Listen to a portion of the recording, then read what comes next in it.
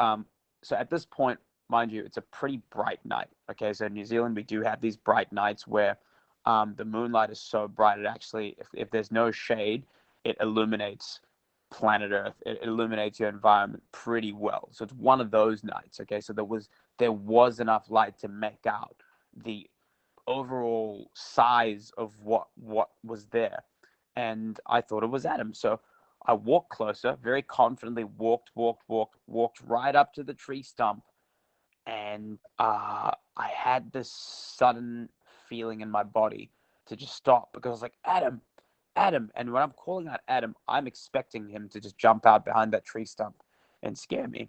And I'm expecting it to happen 120%.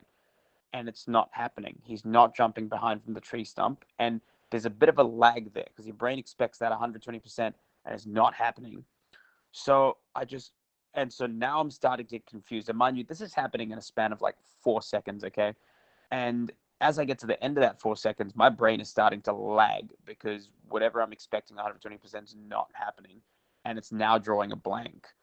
And so I stop calling out Adam, and I'm just kind of, my mind draws a blank, and I stop behind that tree stump. I'm pretty close to it now because I took a few steps forward, and I see this thing.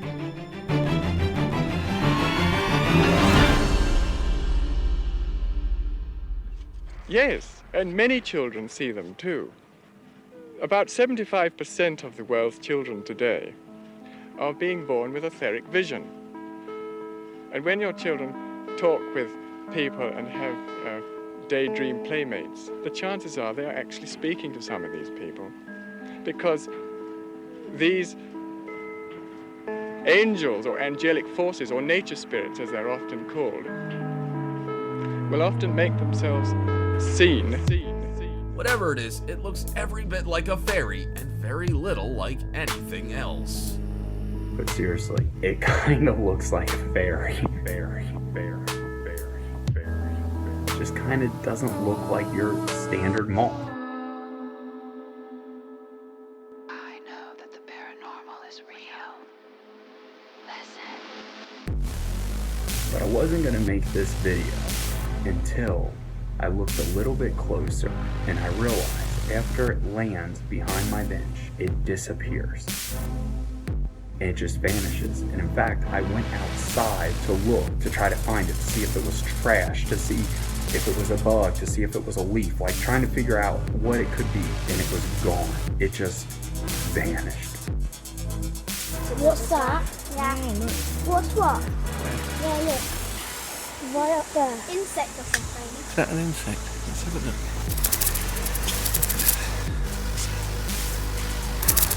What is it? I don't know. Oh my god! Ugh.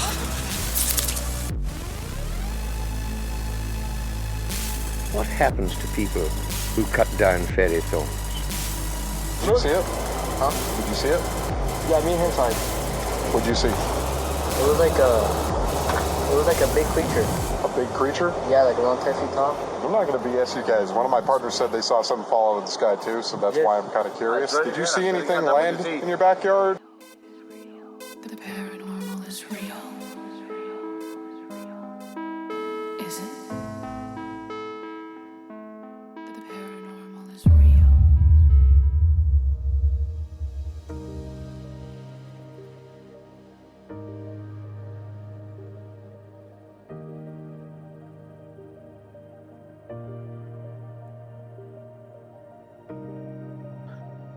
Welcome back, everybody, to Fascinating Fae.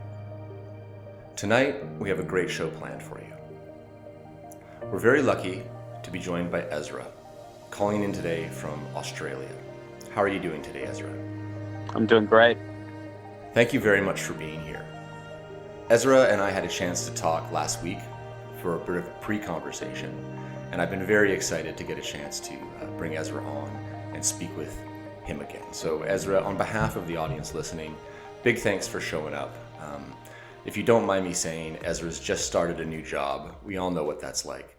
So, big thanks, Ezra, for being here amidst all that, life change and stuff that you got going on otherwise. No problem. Yeah, thank you, Ezra, for that again, and thank you for being here. We really do appreciate getting to hear these stories, and since we spoke last, even I'm excited to say there's like a very cool growing audience for this show, and it's actually like pretty worldwide, which is totally blowing my mind. And so, it's really cool to talk to you from Australia. We actually have some listenership there. Neat overall. And so, yeah, thanks for being here again. So as we move forward through this conversation, the audience tonight is going to get to hear a pretty remarkable story from Ezra. In 2005, Ezra saw an interdimensional being on the Hibiscus coast of New Zealand. And so, what I'd like to ask you to do, Ezra, if you could please, if you could be so kind, for myself, for the audience listening, just walk us into your encounter. Just a little bit of context is usually helpful. Take your time. Just let us know, what you were doing on the Hibiscus coast, what time of year it was. I think you said it was December, but just go into some context and then just let us know what happened and what you experienced, if you could, please. No problem. So it was December 2005. I was 15 years old. It was school holiday period, and it happened to be a Thursday night. So I think at the time I was not 15, going on to 16, around that range. I think I was 16 years old at the time. It was already December 2005, so I was 16 years old.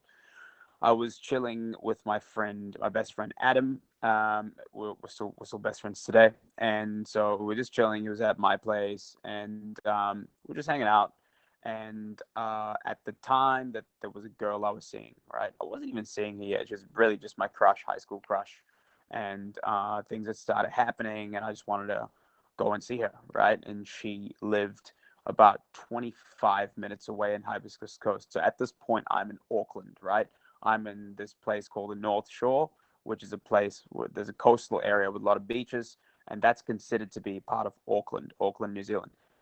However, where she lived is not considered to be in Auckland. It's slightly outside of Auckland, and you got to take this country. You can either take a country road, or you can take a highway that sort of cuts through the country area, and that goes over to Hibiscus Coast. You could say it's like its own state or regional area, but it's about a 25-minute drive through the country to get over to her side. So I really wanted to see her, and obviously I had no car because I was only 16 at the time. But my friend Adam did. So back then, you can drive when you're 16, because back then in the early 2000s, without a car, you're basically screwed. You can't rely on public transport. Wasn't that developed then. So he had a car, and I convinced him. I was like, dude, let's go see. Look, we'll just call it Alice. So I was like, let's go see Alice. All right. It'll be fun. And it took a little bit of convincing, but he's like, yeah, all right, cool, let's go. So we went on an adventure. I'd say it was about 8:30 p.m. So sun had already set. It was kind of close to just past sundown. It was already pretty dark. So we just took off, and the plan was to pick up from outside a house, and she was sneaking out, and we would all three of us just go down to Hibiscus Coast Beach, which was literally like a 2-minute drive from her house. So we drove to Hibiscus Coast Beach. It's a beautiful area, and it's another coastal area with many beaches, stunning beaches. And in New Zealand, in this area, they had these really long shorelines, these beaches, but they would also have these huge trees, right? Trees you can actually climb on. They're very thick trees. I wouldn't say they're super tall, but they're tall enough for you to climb on. And if you imagine yourself looking at the shoreline of a beach, right, and it's extending as far as it can go to the other side, you would see along one side of it trees all the way, right, and it kind of forms like a canopy almost, and you can walk along these trees, and there's quite a few of them. So beside these trees, so we basically, look, I'll backtrack a bit. So we got into the car, picked her up, and then we drove on the main road, and then down a hill, and then down a valley, and that goes into the opening of a beach, right? There's a car park area at the top of the hill, and then you got to park your car at the top of the hill, And when you get out and you stand on the car park, on the edge of that car park, you can actually look down onto the shoreline, right? There's a hill, there's a shoreline, and there's a you see all the trees forming like a canopy. So if you're standing at the top of that hill slash car park and you're looking down at the shoreline, you can see the first tree, okay?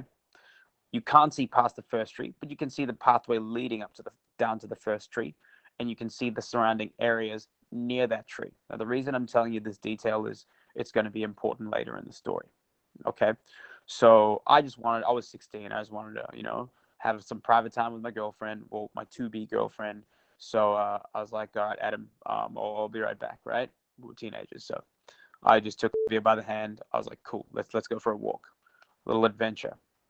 So her and I went down the path, and Adam's like, he's just chilling in his car, okay?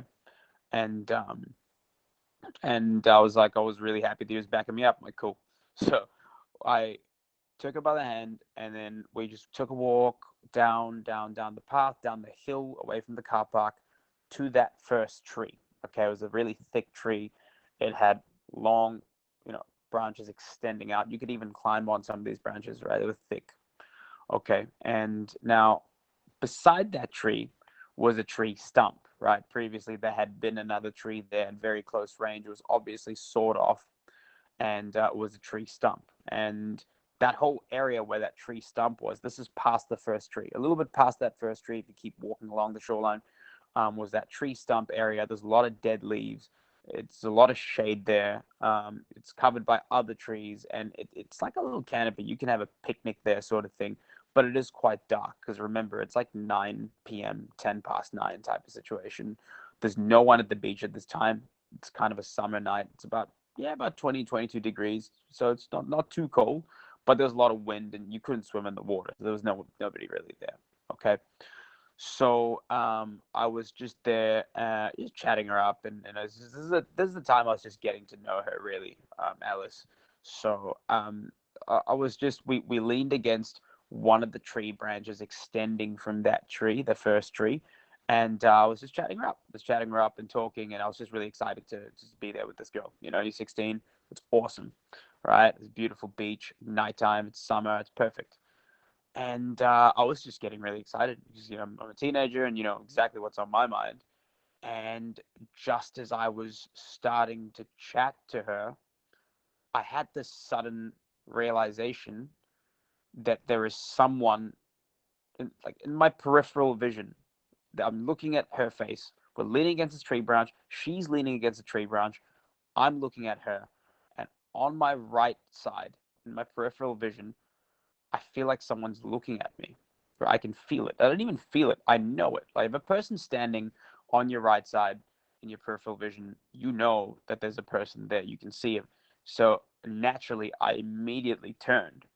And as I'm turning, I can see in the corner of my eye, as I'm turning, I can see something crouched behind that tree stump that I was talking about before, right?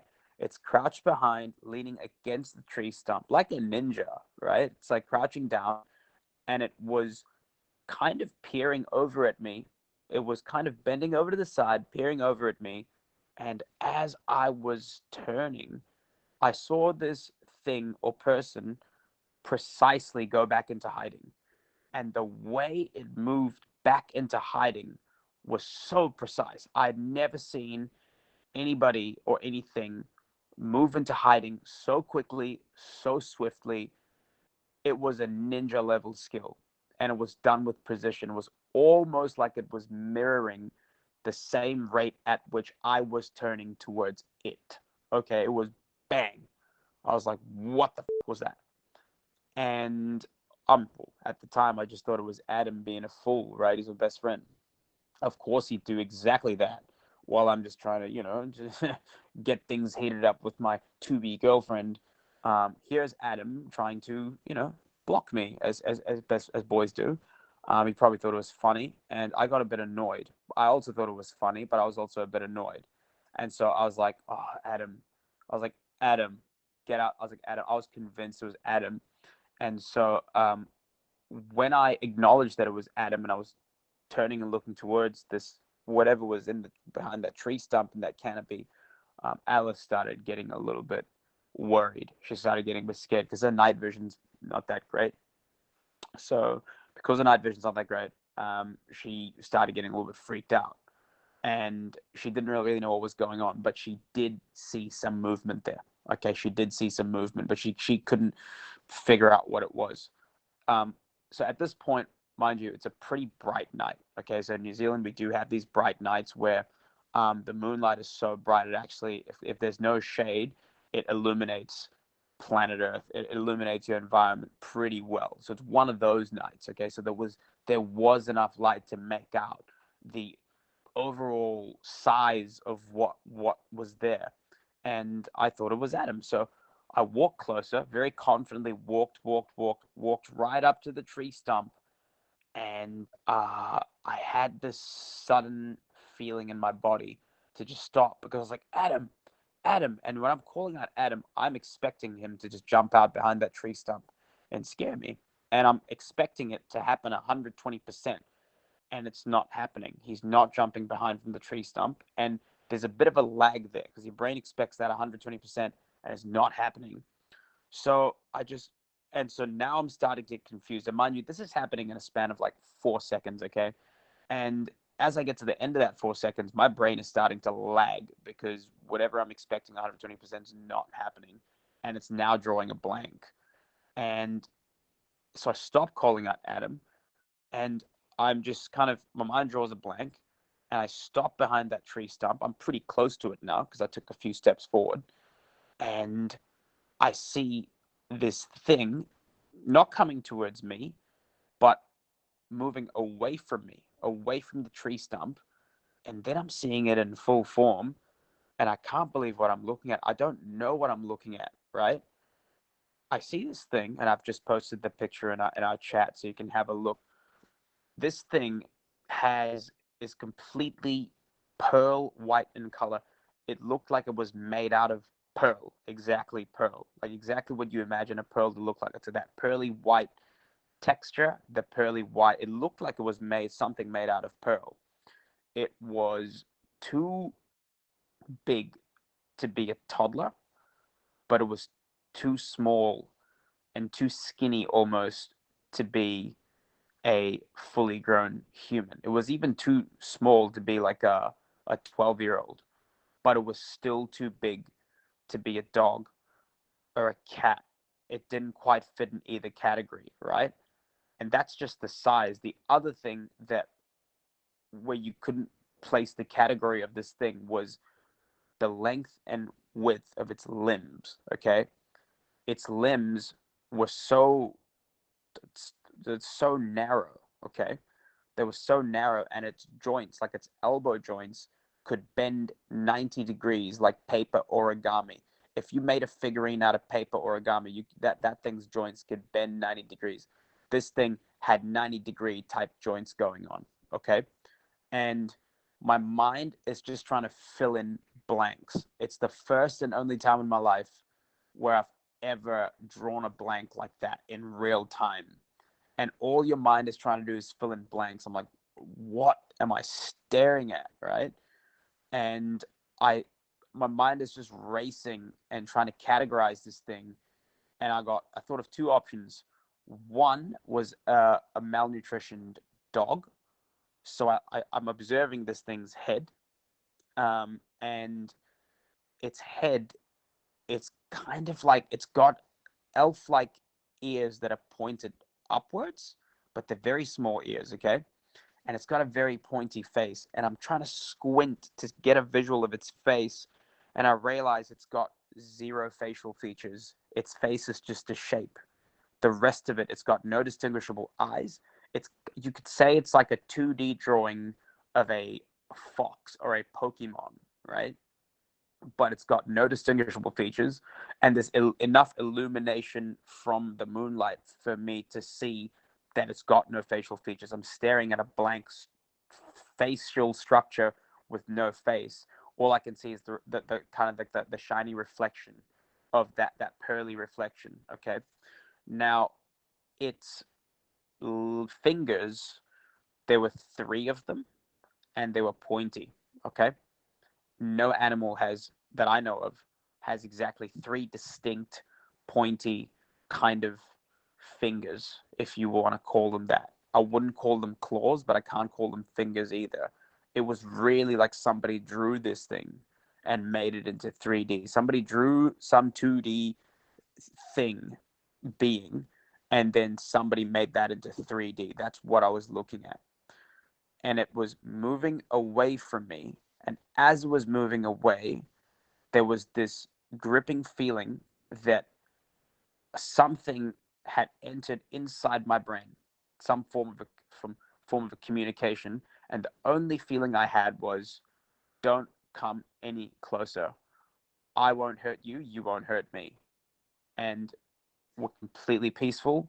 You do your thing, I do mine, and I'm going to go now. That's the only idea that it was in my head, right? It was like something went into my brain, and it was very high fidelity communication. I've never experienced that kind of message being given to me. It's as though something was speaking to me, but at the same time, it felt like an internal feeling. I just knew, do not go any closer, but I also knew I'm not going to get hurt.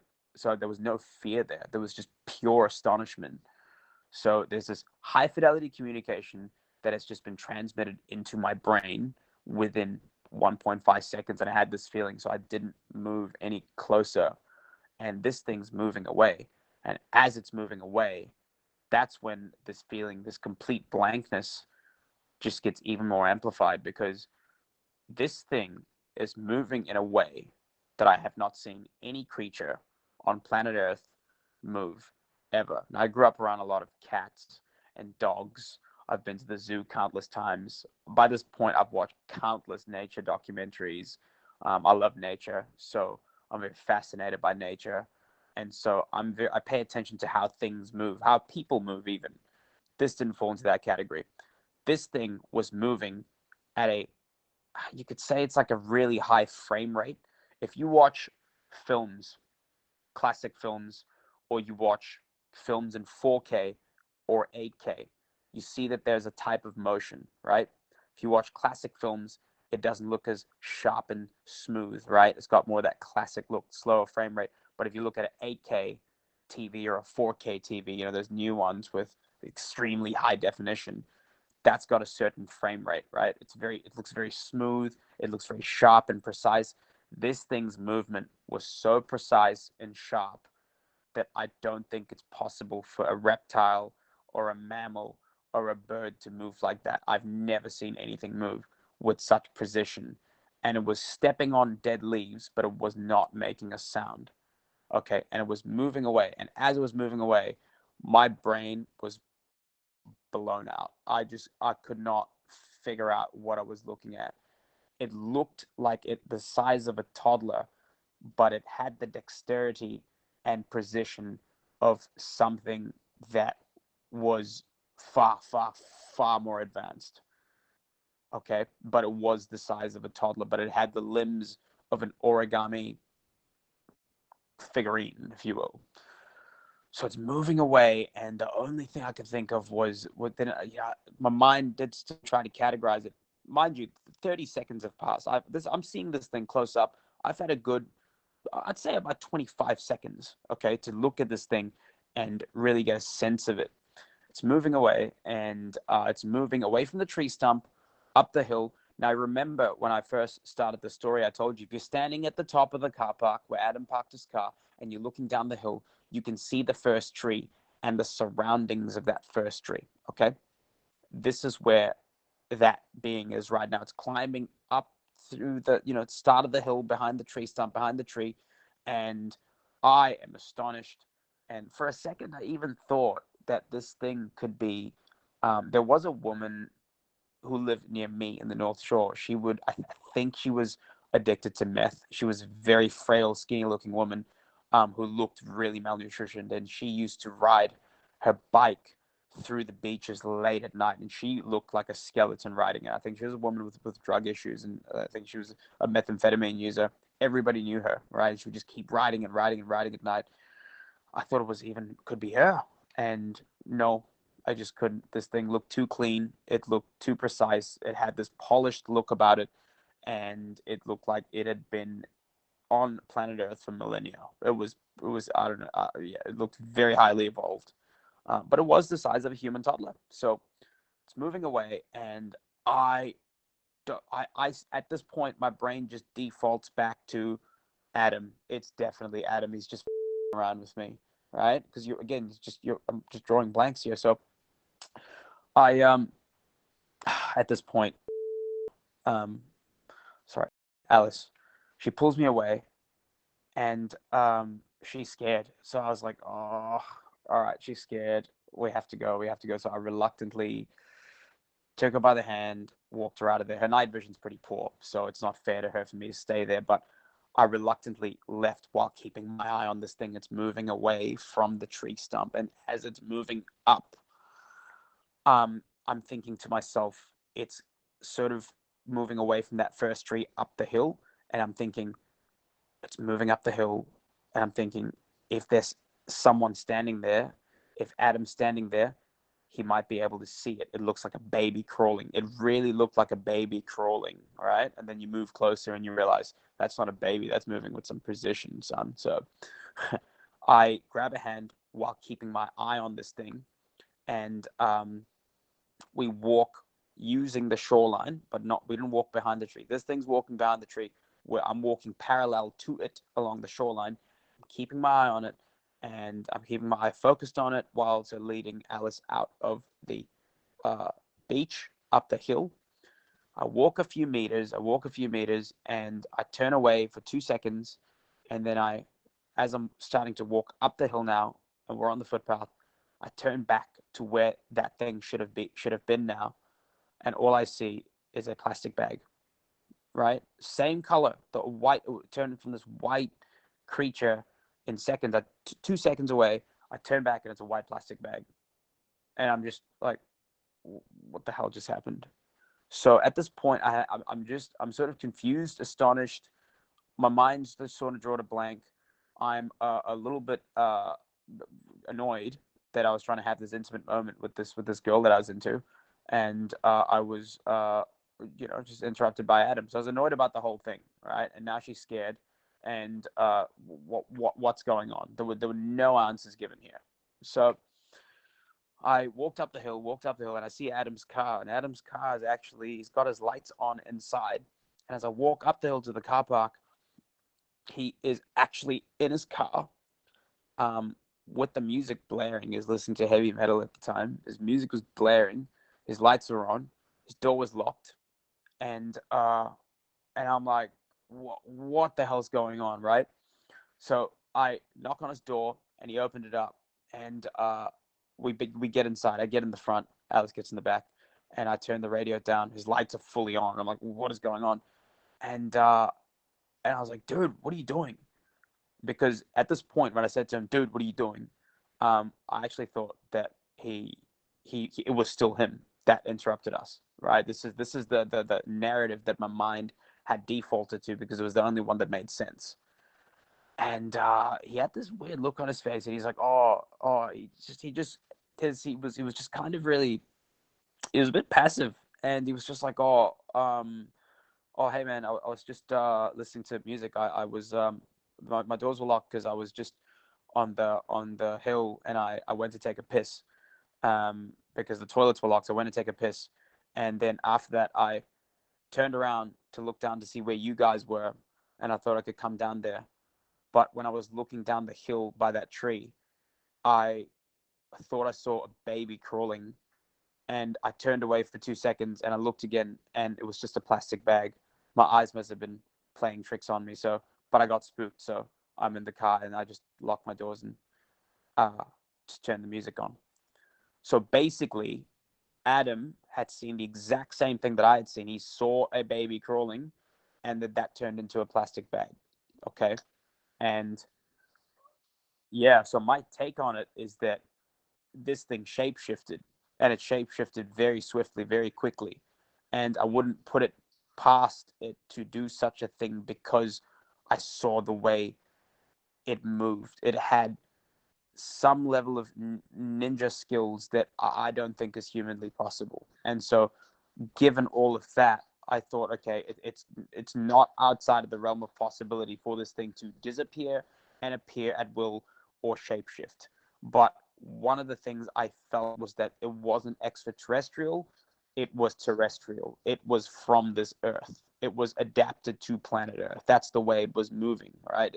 It moved like something from this planet, but it just has probably been here for millennia, right? Millennia. And it was intelligent. So I'm going to give a little bit more, not just insight, but a little bit more detail, okay?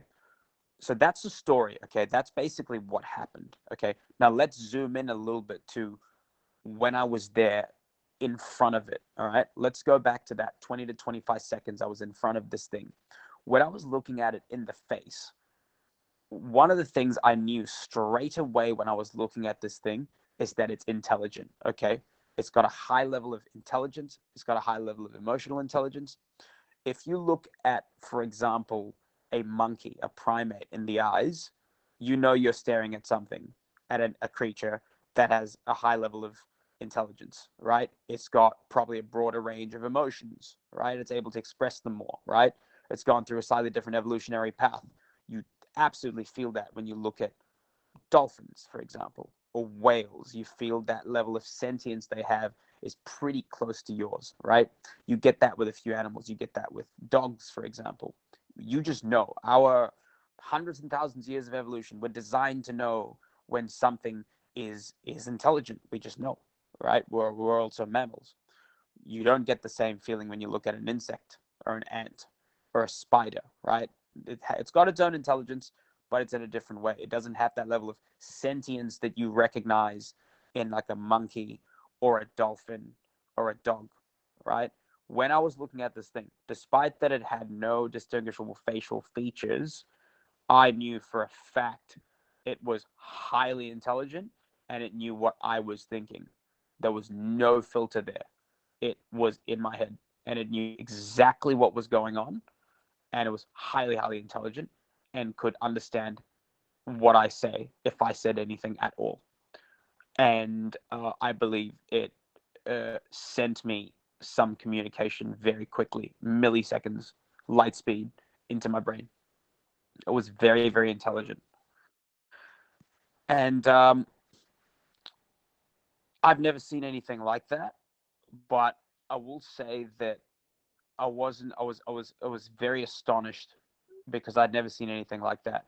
So here are some insights that I have. So since I was since I was young, I've always been open to things outside of the realm of what we call normal. I was born in a house that was very haunted. Okay, so in my childhood, I'm originally from Southeast Asia. I'm from Singapore. So in Southeast Asian culture, it's not unusual, right? Ghosts and spirits and all that stuff. But when I got to about 13, 14 years old, I would, go look on the internet, and that one time I came across, I was just deep diving. This is pre-YouTube, pre all of that, but I would just go on these information binges on anything outside of the realm of normal UFOs. And then I came across fairies. The first time I came across a forum that talked about people's experiences with fairies, I was very fascinated, right? Fairies, elves, and elementals. And I think what sparked my interest when I was 13, 14, for this realm of, this entire realm of beings was the fact that I lived in a very fairy tale like place. So I moved from Singapore to New Zealand. I was 12 years old, and New Zealand is probably the most fairy tale like looking place I've ever been to. It's enchanting. Everywhere you look, it looks unreal. Okay. So me having had a background since young, knowing that, okay, there's something out there, other dimensions probably exist. My logic was that if ghosts exist and spirits exist, I've had experiences as a kid. This is very normal to me. I thought to myself, then my logic was, okay, if ghosts exist, then there have to be fairies, elves, probably a whole range of other elementals in other dimensions that I can't even see. It has to exist. There are probably other animals in other dimensions that I can't even see, right? What do I know, right? We don't know. I can't even see UV rays, but we know that they're there, right? I can't see infrared, but I know it exists because we got the tools to test it. So we just don't have the tools to see fairies. So I came across, and I remember sending my first email to a woman who started this website. It was kind of like a blog slash website, and it was about fairies. And I remember chatting to her. I was like, "Have you actually seen one? Is it real?" And she's like, "Yeah, they are real, and they exist all around the world." And I can't remember exactly what she told me, but she told me they do exist around nature, right? Nature, exactly where you see them in fairy tales, right? And that was the first time that I've had someone confirm to me this feeling, right? I've always had this feeling inside of me that all of our mythology and all of our fairy tales come from somewhere, right? The ideas come from somewhere. I just think that over the course of human history, somewhere along the way, we lost our ability to perceive them, right? But if you go back, if you get more ancient and more ancient and more ancient, it seems that in a lot of folklore around the world, there are other entities, there are other beings. You have hybrids of humanoids with animal-like heads, and you have fairies, and you have elves, dragons, and you really got to question. You see them in everywhere. You see them all around the world, and so at a young age, I was questioning, okay, how much of that is real? There has to be some portion of that that's rooted in reality, right? There has to be. So I think at the age of 13, 14, I was very open to it. So one of the things I learned, this is the number one thing I learned from that forum that was centered only around fairies, okay, and other elementals, but mainly fairies, was that with fairies, uh, they and elves and other elementals, they tend to show themselves to people who, on some level, would be open to them. Okay. And a lot of the people on that forum who claim to have seen them were already pretty open to the idea of them. And some have claimed to see them multiple times, right? And quite a few of them mentioned that you should be open to it, uh, and and and they'll come to you, right? Make yourself available, be open to it, and they'll come to you. And it's always usually in natural settings. And so with the story you told me, Jim, I believe I believe that there is the art boat probably had something to do with it, right? That expression had something to do with it. I really believe that, right? Because of that location where you saw it as well. I think that would have sent out a signal because they can perceive us, they can see us. So that's just my feeling, okay. But for me, by the age of 14, I was ready and waiting to see one because, dude, I've seen ghosts and they're not nice experiences, okay. Hauntings and stuff, they're really not nice experiences. But I grew up seeing them, and I grew up on a lot of stories, and I would have loved to see something a little bit more positive. All right, and yeah, I really would have. And so the idea of seeing something that was interdimensional, but not out there to scare me, they're not out there to have some negative energy to me. I was like, yes, bring me there. So I was already pretty open, and I thought, okay, you know what? One day I'll see it. I really believe that in this lifetime, I'm gonna see an alien. I'm gonna have a visitation from an interdimensional something, be it an alien or a fairy. I thought, look, in this lifetime, I'm either gonna see an alien or I'm gonna see a fairy. I just had this gut feeling, and then a year later, I saw something that, like I said, felt like I blew my brains out, and it's the most astonishing experience I've ever had. I don't think I've ever experienced anything that was more astonishing than that. That was number one, and I remember it like it was yesterday. So yeah, I think if you are open to them, they will show themselves to you, and you also got to be at the right location. But I can tell you, this thing was intelligent. It looked highly evolved. It didn't look like it was going to do any harm whatsoever, but it just didn't want me to get any closer. It was just sort of more like an acknowledgement. It was clear. It knew what it was doing. It wanted to get my attention and make itself appear. and then it moved away, and possibly transformed into a plastic bag, or at least as me and Adam saw it, was a plastic bag, and then it disappeared, and I never saw anything like that ever again. I have since, I'll just quickly add that I have since seen unidentified aerial phenomena between 2011 and 2013, but I think those are much more common. As you can see, the videos that we have on the internet, they're very common around North America. I saw them around Asia, Southeast Asia. I saw them once in Indonesia, 2 times in Singapore. Very similar to the ones you see in North America. The lights, the very fast moving orbs, and let me tell you, man, I believe aliens exist 100%.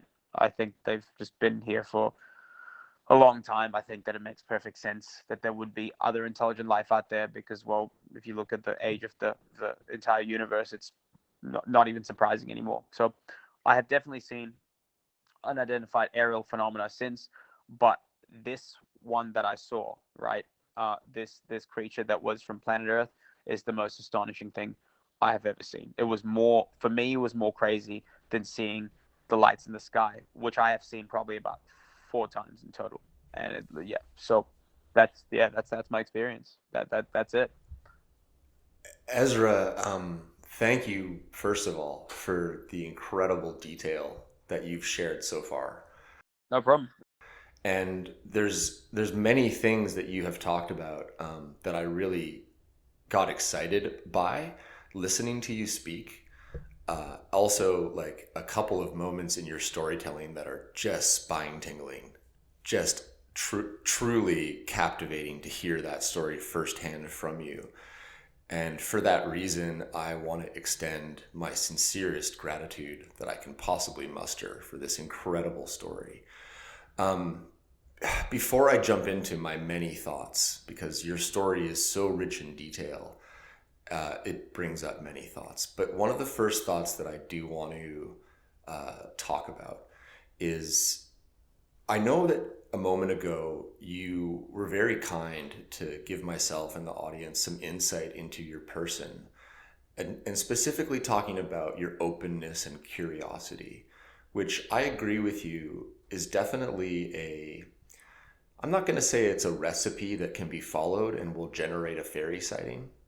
That's not, but it's definitely, a factor that can play into the likelihood or I don't know. There's sayings about luck, and when it comes to like successful people, they say like, oh, you have to work hard and be ready for luck and stuff like that. So by the same measure, having an interest in being curious and trying to be a more than just passive observer, but a critical observer with curiosity as to why so many things about our human existence feel like there's deeper meaning to them than we are being served, right? I agree that those things can predispose a person to potential future contact. In fact, some of the guests I talk to, who I do believe are genuinely seeing and talking to fairies, have achieved that capacity through meditative and other extremely inquisitive practices that started with the exact same type of curiosity and fascination you're describing, right? However, the girl that you're with and your friend Adam, and by the way, just a quick note, a couple of times during the interview you did mention your partner's real name, and I'll just bleep those out, so no worries there. So it's Alice, and that's cool. That happens sometimes in the heat of passionate storytelling. And so I just wanted to make sure you knew I would take care of that in post-editing. And so for the audience listening, you will have heard a couple of beeps, and that's why. So Alice did not share that same mindset conceivably, and Adam also didn't. She saw movement, as you describe, and he saw effectively the same thing. So, there's this rational part of ourselves that wants to say, maybe I'm more open and that's why I saw it, but 2 other people also saw it. And in my experience, I also had a shared encounter with somebody. And in my case, I'm not saying I'm closed off to fairies, but at the time I saw one, I didn't think a thing about fairies. It was just not something I gave any time to whatsoever. If I'm honest, I thought fairies was kind of like storybook stuff. Sure. But also like girls who went to raves and did too many drugs and just dressed up as like, I just thought there was that kind of thing. Yeah. And then lo and behold, I see something as equally mind-bending and as astonishing as what you've just described. And so, Ezra, I have a lot of empathy for people able to describe such incredible detail of something so impossible to put into words, because if I were to do the same thing, I would sound an identical way.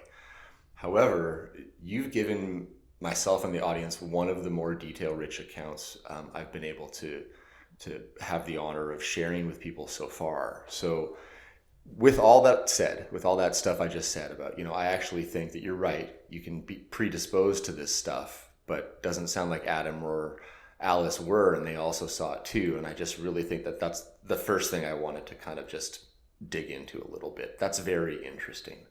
Yeah, no, I agree with you 100% on that. Yeah, thank you for saying that, because that's a fascinating component to your story. And for the audience listening, I feel like a tease because I keep talking about my story in little tiny blurps, and I haven't actually told the whole thing to the audience yet. But there's a reason. There's a reason for that. I will be bringing the person that was with me on first to tell her side of things, and followed by mine, and we'll get there. But back to your story, which is the most important part of this conversation. So, Ezra, when you talk about like an origami figurine, and when you talk about joints being like flexible to the degree of a paper fold. Yep. Now, before I sort of ask this question, I do want to just say there's a reason why I'm asking about this particular detail. Sure. So myself, others, not, and I do want to say a couple things here at once before I get into this question. So fairies are known for shape-shifting. This is something that many of my guests who are in direct contact with them say they have a capacity to do. And it's also something for which other eyewitnesses that don't really have a background or interest in fairies have seen happen. And it can be really complex, like to the point where one guest I spoke to saw a butterfly. It's just a butterfly, but it's much larger than any of the other butterflies around him.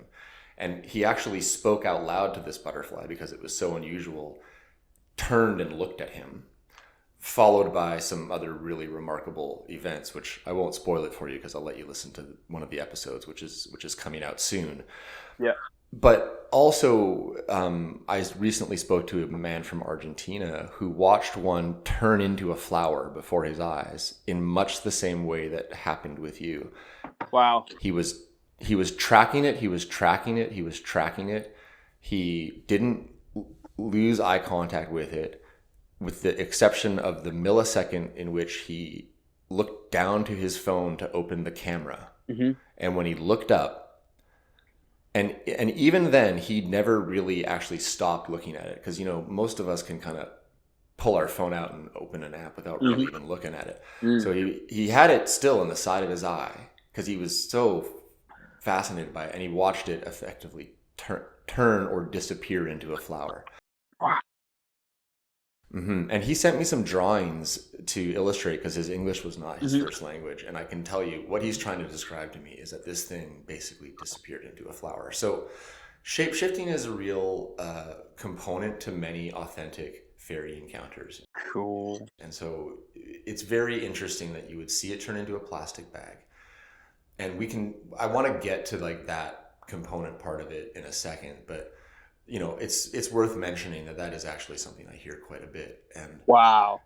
Yeah, imagine my surprise too, as I start to do this podcast, as I start to hear these types of patterns emerging. And I think for the audience listening, they're probably on the same journey with me of like total fascination.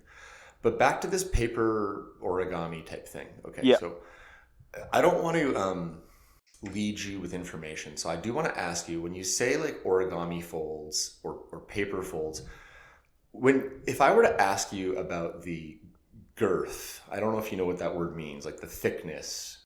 I do. Yeah, thickness. Okay, so can you describe the overall limb, torso, body, face, everything? Like how in the third dimension is this looking? What can you talk about thickness at all? Sure, yeah, for sure. Just let's unpack that a little bit, because that's an important component, please.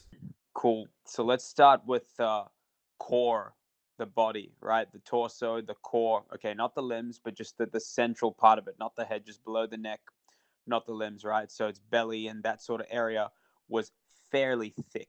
Okay, it was thicker than the limbs.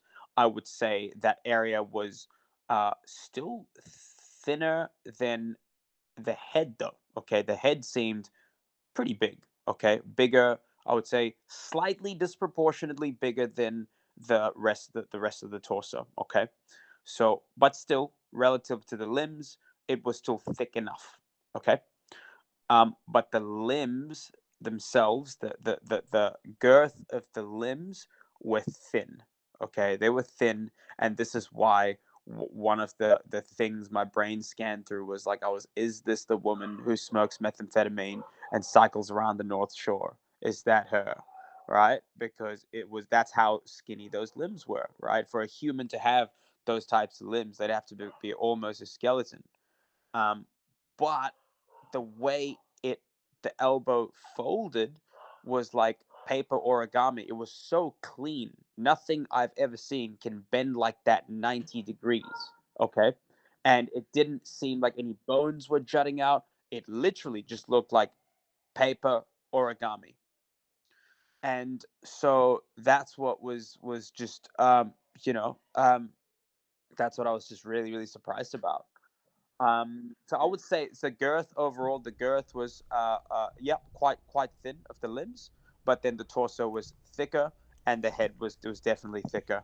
But the overall size of this thing was still the size of a toddler, right? So that's I hope that makes it clear. It does make it clear. Thank you. Yeah.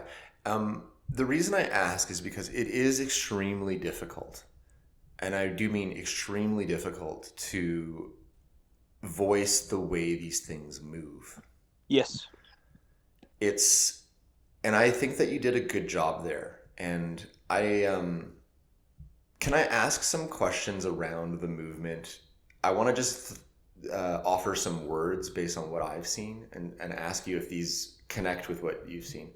So as it's moving, like when you think about a person moving, so you and I moving, or any animal, anything that you're used to looking at, there's a degree of continuity and fluidity to start position of limb to end position of limb. Everything is moving in a way that is like, and I know you were talking earlier about frame rate, and this is why I'm wanting to kind of first preface this for the audience. Just think about yourself moving, right? You can see where stuff starts and where stuff ends pretty continuously, unless it's moving ultra fast. When I saw my fairy, right, there was a point at which it wasn't moving ultra fast. It was kind of transitioning from ingressing into my window. Time was sort of slowing down. But even then, I'm looking at its wings beating, and I'm looking at its form making motions, right? And the best way that I can describe it, and I think you've done a good job with this origami paper limbs thing, and saying it's so clean. It's like you're watching it jerk through quickly space and time and end up almost at the next position. It's hard to describe. It's very hard to describe. It's hard to describe. Yeah, exactly right. Yeah, but it's exactly like what you just said. Okay. Yeah. So it's very hard to describe for the audience, and I'm not gonna ask for too much detail because it's so hard. But it's just like, you're looking at something that's definitely there. It's definitely in front of your eyes. But the way it's moving is... I think you also said ninja, and that's incredibly effective because it's a level of precision. Yeah. Can we talk about that a little bit? Because you said originally you sort of looked and it did kind of like a ninja duck. Can you just do your best? I know I've tried, but can you do your best to also try to get into the motion a little bit more for people? And this is a hard thing to do, so I'm really appreciative of you giving it a shot. Oh, that's no problem. See, when I tell the story to friends, it's a lot easier to show them visually how it was moving, right? But obviously, when we're doing it over voice, it's a lot difficult. So, but let's imagine this. That's okay. Let's imagine a person crouching down. Okay, So imagine a person crouching down, leaning against a wall, but they're crouched down into a ball and their back is against the wall, okay? And they're at the edge of that wall, okay? So they crouch down, back against the wall, edge of that wall, and they're hiding, okay? They're just hiding behind that wall, okay? And then they simply turn a little bit to the left and they bend over, still crouching down, and they bend over and they peer to the side of the wall to get a sneak peek at someone, okay, who's standing at the hallway, down the hallway, right? So imagine that. So if your back is against the wall, you're at the edge of the wall, and you're crouched down, back against the wall, and you're just peering your head a little bit past the edge. You don't want to be seen too much. You're just peering your head a little bit past the edge to get a sneak peek at whoever's standing down the end of that hallway, whoever you're spying on. Okay, that's exactly what it looked like. Someone or something was crouched down on the other side of the tree stump. I'm on one side of the tree stump facing, and well, there I did it again, low. Um, and there is a something crouched down, right, back against the other side of the tree stump, and it's just turned over and it's peering his head.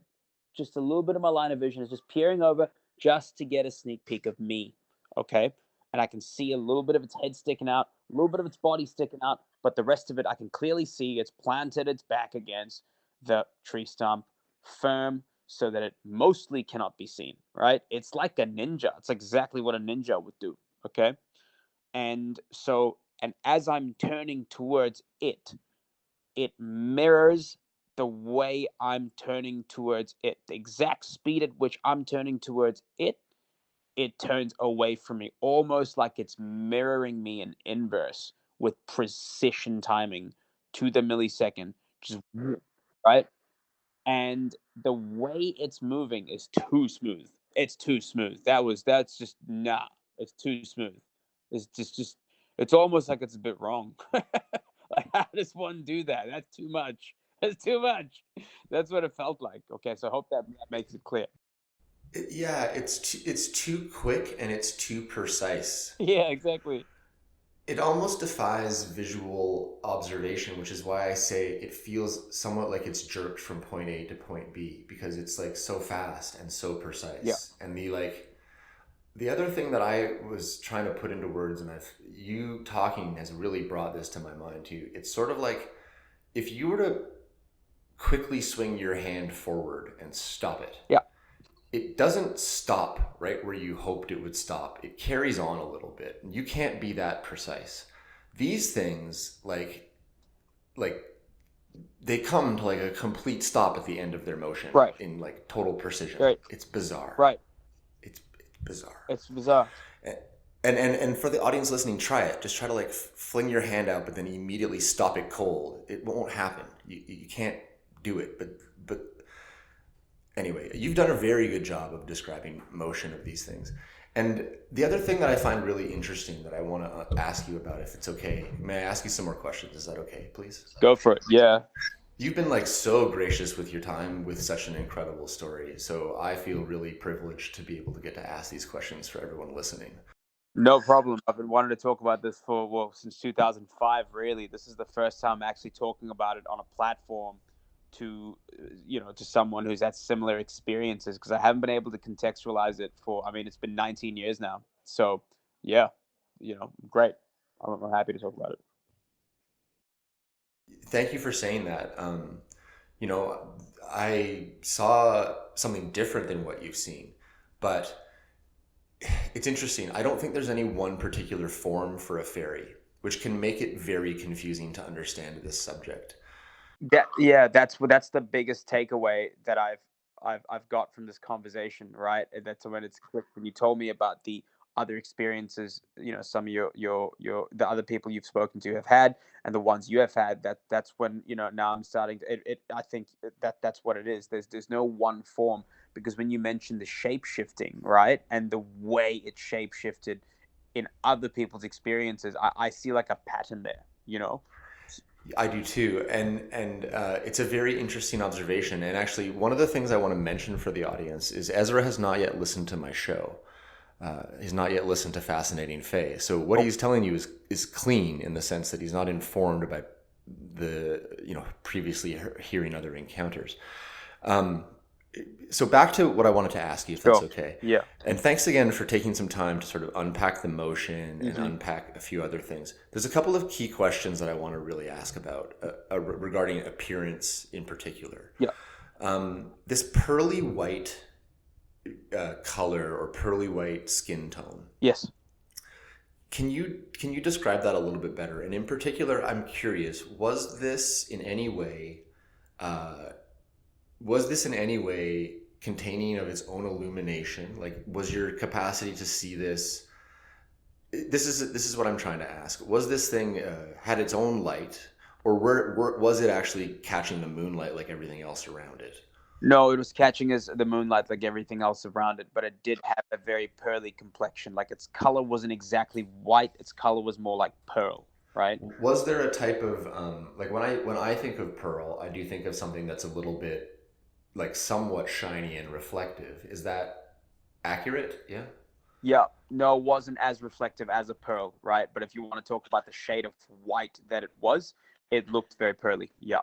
That's really important because I was kind of imagining something potentially shimmering, and so when we've now clarified that, I think that's really important. So it's more like a flat color, but it's a pearl shade. Is Yes. what I'm understanding. Okay. Yeah. Now the face. So can you just sort of take us back again? Because your story was so detailed. I want to make sure that I've got this correct. Yeah.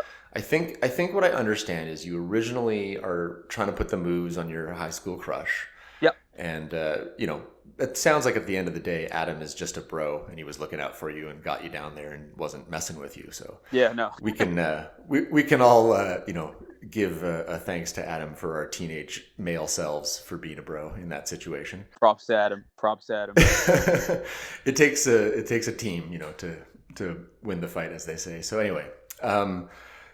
So you're with Alice. You're kind of up against this tree. Something catches your eye. Mm-hmm. You think this is Adam. So now you're like doing what's logical, which is like, bro, F off. And you're kind of like going over there to, get him out of there so you can get back to the girl. Yeah. And then that's when you sort of catch something that feels odd, I think. And your brain is starting to freeze / slow down, as you put it. Which is when I think you described that you got to look at its face. Yeah. So can you just kind of take us there about how far away are you from the face? What kind of position are you relative to the face? And then just talk to me about this featureless face to the best of your recollection, please. Okay, so I would say between me and this thing, I'm only about. Let me see. Let me. I'm actually standing up so I can get a good gauge. I'm standing up in room. Okay. 2, 3, 4, 5, 6. I'm about 10 feet away, or probably less. I'm pretty up close, man. At this point, like I could have probably taken a big step and one leap forward, and I could have pounced on this thing. That's how close I was. Okay, a big step, and I just a nice leap forward.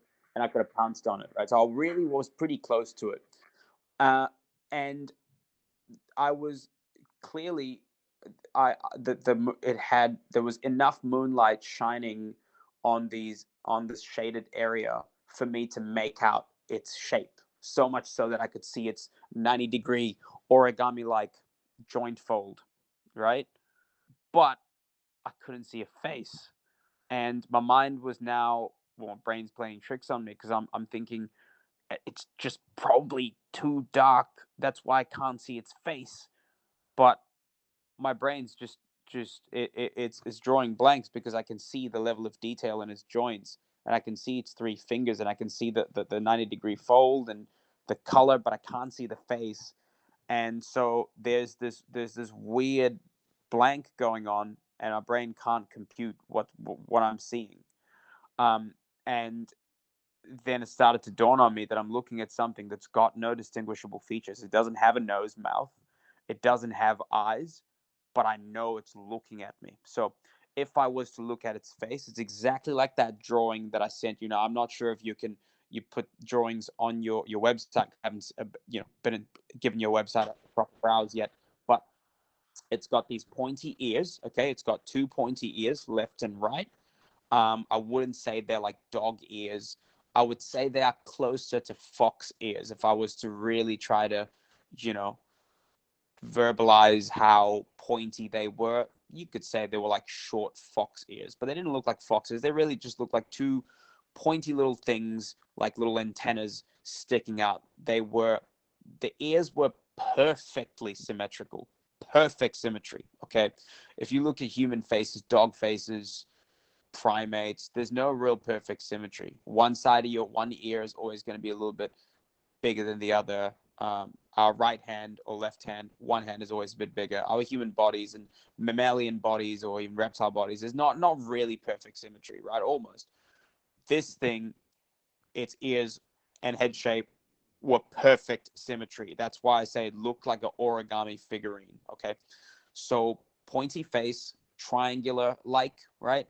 A bit oval shape, but triangular like, exactly like what you see in that drawing that I showed you. Pointy ears, and because the face is so pointy, right? And because it does have a noticeable structure, two ears and a face, I'm squinting to make out the features because your brain registers as, okay, ears, facial structure, it's got a chin, so it should have a mouth and a nose and two eyes, but there's literally nothing there. But it's staring at me in the face, and I know it's looking at me. Like it's looking at me as though it's got two eyes, and I'm looking at it. And yeah, that's the best I can describe it. It's as though I'm looking into its eyes, but there are no eyes there. Interesting, really fascinating, and you've been so gracious with your time and your detail sharing. One thing I'm trying to understand, and it's okay if like you're not able to make this distinction. So when you say like it's got a chin and it's got an ear and it's got ears and it has like an overall face shape. Yes. One of the things I'm trying to understand, and I know it's hard because I'm for the audience listening, I will put up Ezra's photos. I will put up your pictures. I will do that. I have like a show notes section for each episode, so that'll happen. But not everyone's going to get a chance to do that, and so we'll just keep it for kind of descriptions for a second more.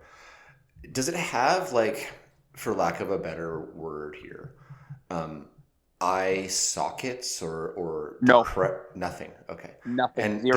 does it have like approaching what would be like the nasal crest or anything? It's like, is it sort of oval and smooth? What does it look like in absent? It's just nothing there, I guess is how you put it. So look, from what I saw, right, I think there was, you could say, the mildest nasal crest, the mildest. I wouldn't even call it a nose. I wouldn't even call it like a protrusion, right? But from that, the limited illumination, it had somewhat of a nasal crest from what I could make out. Okay, and it's very mild. It's kind of almost like an outline, and that's the only thing that added to the face's sort of angular look. But that's it. And I saw this thing was looking at me, and then it turned away, and then as it was moving away from me, its head was still facing me because it wanted to be sure that I wouldn't come close to it. So it was clearly observing me while it was moving away. So I'm still staring at its face. And as I was moving away from it, I was looking at its face, and I couldn't see any distinguishable facial features at all. It was just not there. But yeah. Thank you so much for taking us into further detail on the face. Yeah, what you've seen is so truly fascinating, and you've had such a good look at it. I'm in my room right now where I do my recording, and it's about a 10 by 8. It's not a very big room. Mm-hmm. And I mean, 10 feet's not very far away. You're very close to this thing. Very close. Yeah, for sure. Yeah. Yeah. Okay, so there's so many details that you're able to provide that I, as a subsequent result, have so many questions, and I do apologize for that. I'm going to ask you just maybe one or two more questions, and then I'll kind of move towards some things that will help us wrap up and let you go out of respect for... No problem. Like, look, I'm actually really enjoying this conversation. I made time for this. I've been wanting to really get this out there in some form. I'll just backtrack a bit. When I initially thought, maybe I should make a Reddit post. I wanted to prepare this huge Reddit post, but I'm really not that great of a writer naturally, and so I appreciate this conversation. So I got time for it. So honestly, ask as many questions as you want. Like, don't feel like you need to limit the questions because you're restricted in time. Go for it, because this is the one opportunity I get to tell this story in detail and describe it. So ask away as much as you want. No worries. Ezra, that's so generous, and it is something I do want to point out for the audience. Like Ezra, as well as other people that do come on this show, and I have just started this show, so I say this with like a lot of humble gratitude flowing through me. People really do prepare for this. They think for a while about their encounter in advance of speaking with me. I've had some people say, I'm not ready. I want to collect my thoughts more and get all my notes straight so that I do a good job of telling the story. And you, by that same measure, are here giving myself and the audience this incredible opportunity to be transported to your personal experience. And so Sure. my gratitude, my appreciation. You said a second ago that you're not a great writer. You are a fantastic communicator and storyteller. And so Thank you. this is a real treat for me as well as the audience. And I just want to thank you again. Awesome. So, okay, so these 3 fingers is my next question. Yeah. Now, just before I get to the fingers question, I have actually a question about it moving away from you for a second. And actually, it's kind of a movement related question overall. Mm-hmm. Both you and Adam, as per your storytelling, have described this as crawling like a baby somewhat. Yes. So was it, in effect, crawling, like the entire time, or did it at any point move in a different way than that? I'm just curious. So that's a great question. So basically, it was in crawling position, right? So imagine a baby crawling, or a toddler who's just learning how to walk. It's crawling. So it's in crawling position, but the way it's moving its limbs forward, like if it was to lift the limb, move it forward, then put it down on the ground, then move another limb. The way it was moving its limbs were ultra precision. Okay. And that's what effed up my mind, because it's in crawling position, but it's moving with ultra precision that even humans cannot move that smoothly. Right. So it was very gentle. It was super precise, super gentle, super agile, very swift. And it was the way it moved is it's though it could at any moment it could go from 0 to 100 really quickly, no problem, if it wanted to.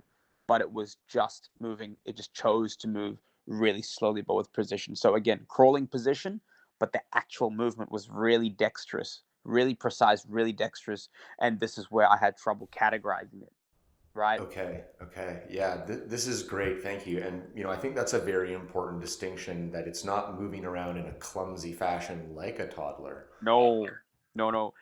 It's just sort of in a analogous position body wise to how you might look at something and try to think, what does this look like? You're saying the closest thing you can come to is toddler body position. Exactly. However, that's not the motion that you're describing. That's a really great distinction. For sure.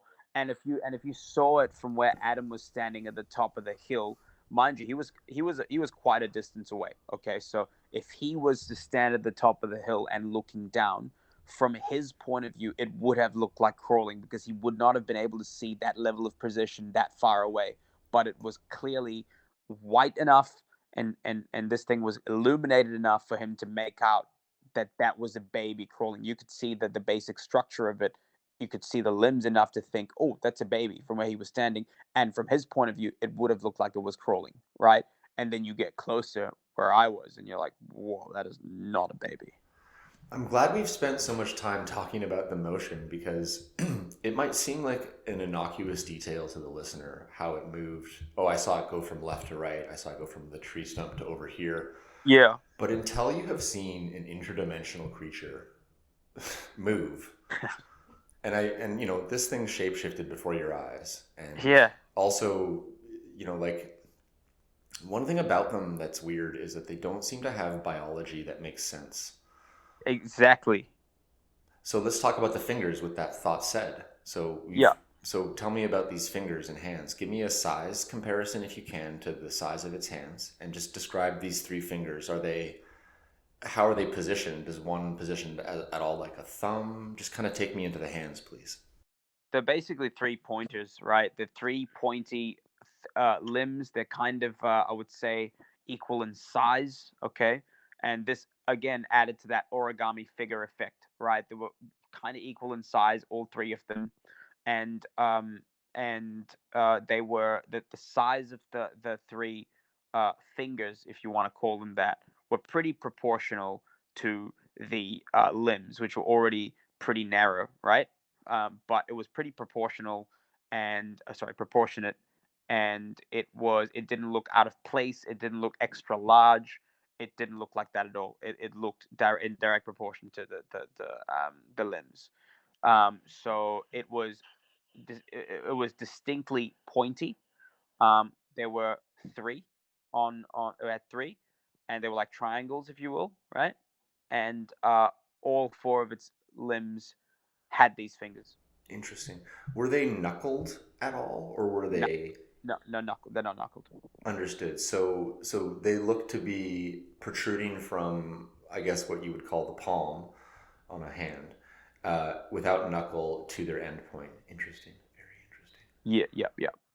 So it's kind of like so you have your limbs, and the limb just turns into this kind of three finger hand straight away. It's like there's this three finger, kind of like a child's drawing of a star. Okay, and it's like the top half of the star. Oh, Right? well described. Thank you Yeah. for that. Like a king's crown that a kid might draw, Yes. kind of thing. Exactly. Exactly. Cool, I Which get it. messed up my brain even more. Right? I was like, what's going on? Very interesting. And so, um, I know this might sound a little bit weird, but like, are we talking a skin texture, a fleshy texture? Are we talking a different texture to this pearl entity? What can you maybe in any way describe? What does it look organic? Does it look? Can you get into that type of the description about the appearance some more, if possible, please? Yeah, sure. So this thing obviously was organic because of the precision with which it was moving, but the skin tone of it didn't look organic because I've not seen that type of skin tone on humans or pigs or um, animals, mammals. I've never seen that type of skin in reptiles. Reptiles can get pretty scaly, and some of them can be pretty shiny as well. Snakes, but it wasn't like that. It was different. It's as though this thing was made out of pearl, right? It had that sort of thing. It looked like it could be artificially constructed, but it moved absolutely like a biological organism, one that was highly evolved. So the pearly white was very similar to you could say a pearl, just not as reflective, right? But if I was to talk about the structure of it, like how it looked, it really felt like if I was to touch it, that the texture would be much closer to a pearl than it would be to human skin, human flesh, or a pig, or a dog. Thank you so much for that distinction, because that's what I was curious about. Cool. And actually, I think cumulatively, I'm going to try to repeat some of the elements that you've described, because I think you've done an incredible job of giving myself and the audience a picture. So it's about the size of a toddler. It has this kind of pearly, difficult to describe texture and color to its skin. Yeah. It's absent of features, with almost like if a jelly bean came out with the tiniest little bump on it of a nose. And I'm going to talk about that little nose crest in a minute, which is, I asked you that for a particular reason. And it's interesting that in your answer is in keeping with some other stuff I've heard from these faceless fairies. Sure. And so we'll unpack that. But yours basically is a size of a toddler. Very difficult to describe proportion. Very difficult to describe sort of limbs and ending, and difficult to describe hands or claws, or lack of a better description, fingers. Sure. Very interesting, and moving in an incredible way. So That's a very accurate description of something, that so if we're talking about a normal biological entity on Earth, right? We can think of all sorts of crazy animals in our minds. You mentioned earlier that you're a huge fan of biology and nature in general. Yeah. Me too. I think about like seahorses. I think about like even tardigrades, like those little micro water bears. Oh, yeah. Right? There's some cool looking organic life that is real out there, right? Sure. But when you see an interdimensional or a fairy, in which case, like, I'm pretty sure that you might have seen a fairy because they are in the woods. They're deeply associated with nature. Yeah. One thing that, like, I will segue into my next set of questions with as I talk about what I think fairies are or what I think I know about them. And I will say, again, like, as I talk, like I know what I'm talking about, I really don't have any idea. I'm just figuring this all out and everyone's along the ride with me. So, sure. But anyway, that said, right? It's interesting how, like, there's an emotional component to perception of intelligence in the presence of these things. And it's interesting as well how there's, like, a sense of benign benevolence, in fact, actually. Yeah. And you're not the first or the only person who clearly and firmly says, this thing entered my mind and spoke to me. Right? Mm-hmm. And one of the hardest things that I have had a hard time with as the host of this podcast, and I'm going to just be really honest here, is the type of people that reach out to me and tell me that they like talk to fairies, that they're in verbal psychic communication with fairies. Yeah, sure. That they know their name, that they can clearly understand what the fairy means and says. Yeah. And that they can communicate to it. Yeah.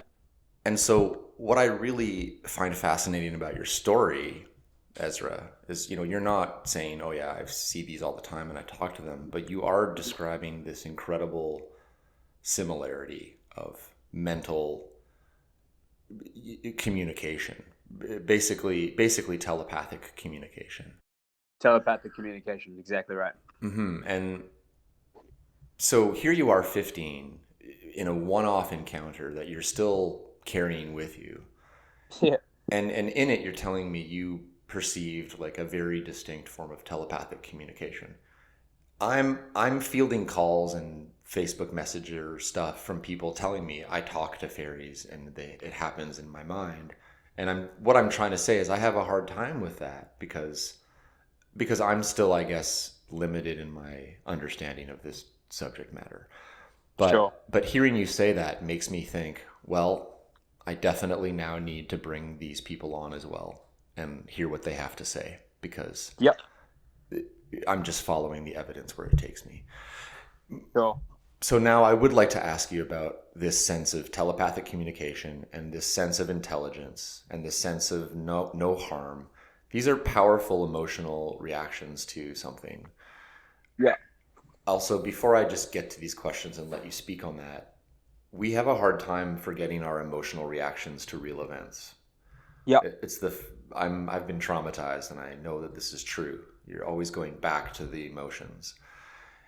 One of the weirdest things about being a human is you always go back to the negative emotions first over and over again for whatever reason. Yeah, we do. Yeah. Yeah. And you can have a balanced life with both fantastic things that have happened and shitty things, but somehow your brain just reminds you of the shitty things, not the great things.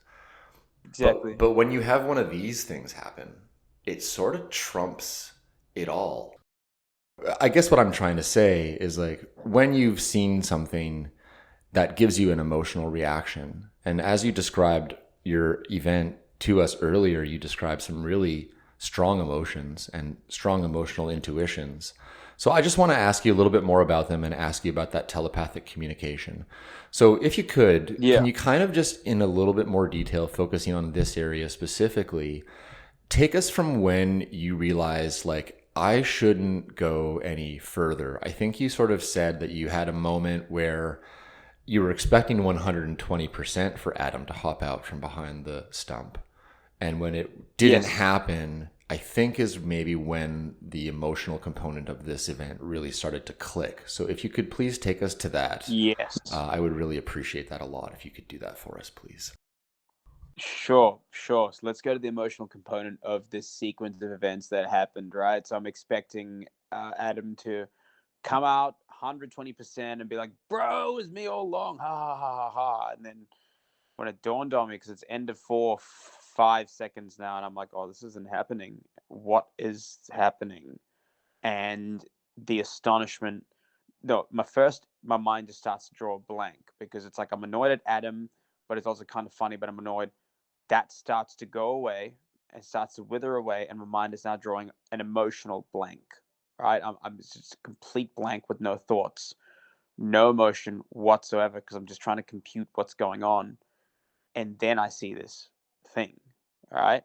And it's crawling, head locked onto me, but body crawling away, moving away slowly, very delicately, super precise. And I am just at this point astonished. Like, what is happening? Trying to categorize astonished, stunned. And that's when the first thing I get in my brain is this very clear message. And I wouldn't say the message is in English necessarily. It's simply just a thought, right? I might translate that thought into English, but as it's entering my brain, it's a very distinct feeling. I wouldn't say it's a logical series of words entering my brain, but it's a distinct feeling. It's very linked to emotion, right? And so the emotions I was feeling is, well, at that moment, I felt a sense of benevolence. I don't know if you call that an emotion, but I felt this benevolent type of energy. I felt trust. I felt this level of empathy happening there at the same time. It's like whatever was communicating to me knew exactly what was going on in my head. It was in my head.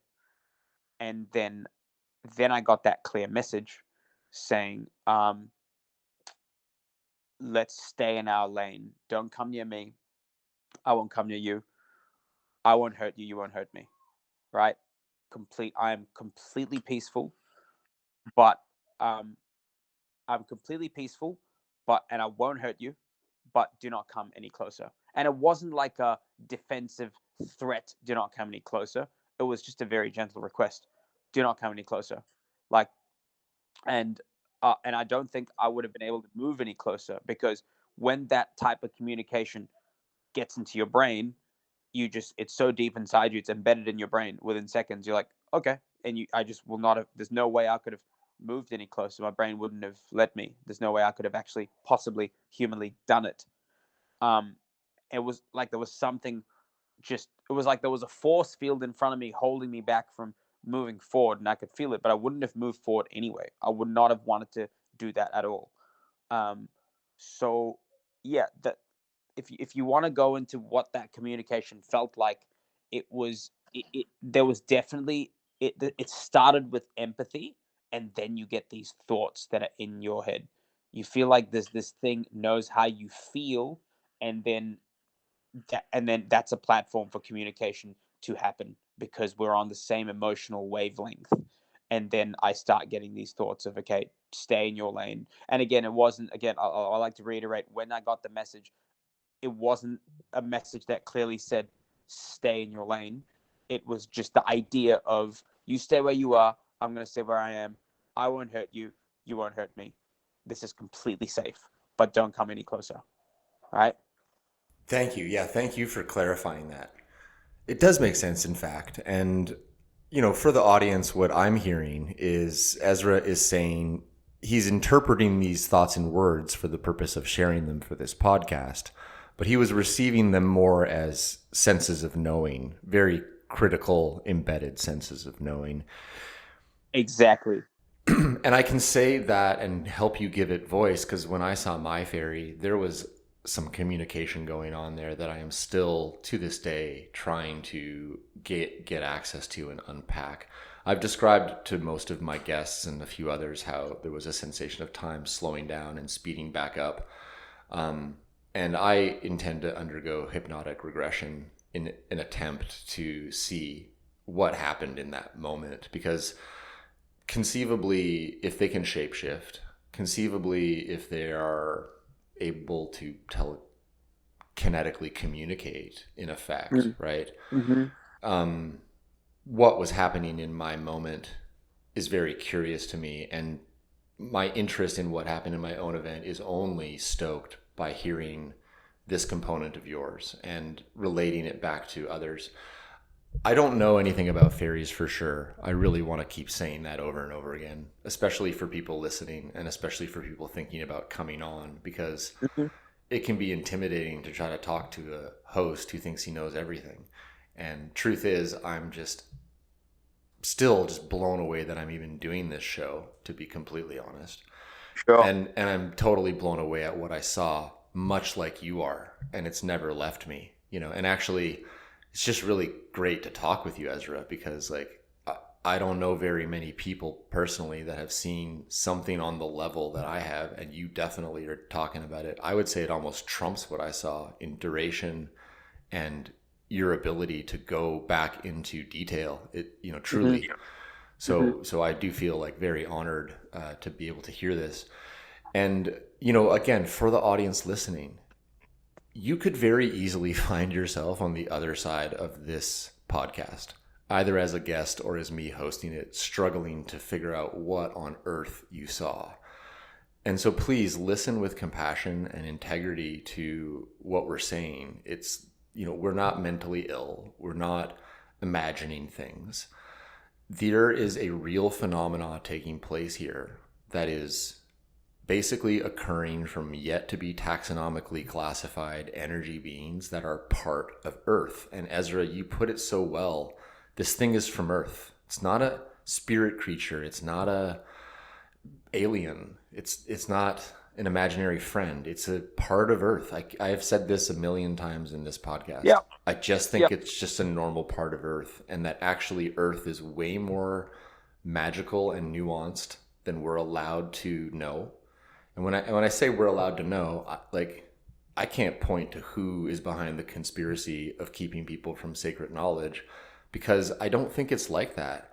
I think we as human beings have lost our way. And like you said, there was a time in prehistory or in antiquity when the prevalence of these interactions was greater, and when the understanding of the interactions and maybe even the appreciation and reverence for them was greater than it is today. There's a lot of reasons for that. Screens, modern wars, you know, all sorts of things keep us from both being at leisure, being in places where we might encounter these things with the amount of duration to have these events happen. There's lots and lots of reasons why not everyone is seeing fairies. But again, just back to what I'm saying to yourself and to the listeners, we're not here to convince anyone of anything, but this stuff is really happening. There's a undeniable physicality, emotional response. You can't get it out of your memory like you can a drug trip, like you can a dream. Heck, we've all even been like semi-delirious from the flu and felt weird or had weird thoughts or weird experiences. What Ezra's talking about, what I'm talking about, is not that. What all of my guests are talking about, for that matter. These are real experiences with, in effect, interdimensional beings, which is what fairies are. And in effect, what I'm able to determine, and I don't know this for sure, but they are made of pure energy.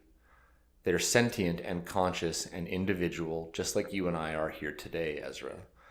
I would go so far as to say they probably do all have names, and they probably do all have like distinct associations that they, like the way that we all have jobs. I think certain fairies are associated with a particular type of thing, like a type of animal or a type of tree or a type of water source, you know? Yeah, for sure. And I think that accounts for some of the variance in seeing them, like in different forms. But I also think that like what I saw was like here on Earth, but it was ingressing from somewhere. And I really have been thinking about this over and over again. And I think the fairy that I saw was trying to demonstrate to me visually that like we're here, but we're also just not here exactly. And it was showing me the barrier between the two as it came into my boat. I'm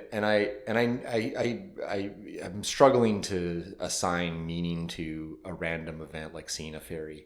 But if I would to do it, I keep thinking, well, that fairy showed itself to me in such a complete way that I didn't have a choice except to go down this road. Sure. As we move away from my thoughts, which are way less important than yours here tonight, Ezra, I would like to just ask you a couple of final questions before I let you go, if I may, please. Sure, go for it. Thank you. And thank you for entertaining my ramblings on what fairies might be. No, it's important. I'd like to hear your perspective as well. And I think your feelings on this topic do matter. And I've actually learned a few things as well. And there's something I actually wanted to say. I wanted to respond to something you said. Please go ahead. Yeah, go ahead. So with the experience you had where you saw this thing, with a couple of things you said. One of it was these beings are sentient. They have a physical form just like we do. And the other thing you mentioned was that they're real, and that it was showing you that you're here, but you're not here as well, right? And I think that this idea of another dimension, we tend to think of it as like we're here and then we're there, right? There's another thing, another realm, there is another place behind the curtains, behind the veil, right? And I think that is real. However, the transition from here to there is on a spectrum, right? And I think we just don't have the tools yet to do that, right? But we obviously have the tools inbuilt within us to perceive that. The fact that our brains can actually perceive something that comes out of nowhere, shows itself, it's able to shapeshift. With some people, they experience a kaleidoscope of colors, right?